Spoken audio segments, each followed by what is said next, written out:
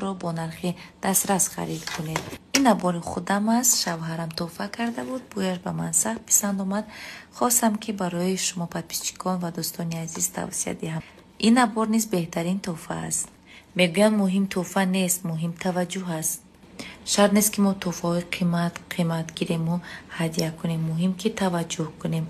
از اونه که ما یک نفر ده تحفه میکنیم تحفه قیمت، دیگر نه خوبش که ما 10 تحفه ارزان کنیم و مهم که به کس توجه کنیم. از همین نبار 5-6 دانه گیرید، در داخل پاکت های زیبا اندازید و با عزیزان خود برده هدیه کنید.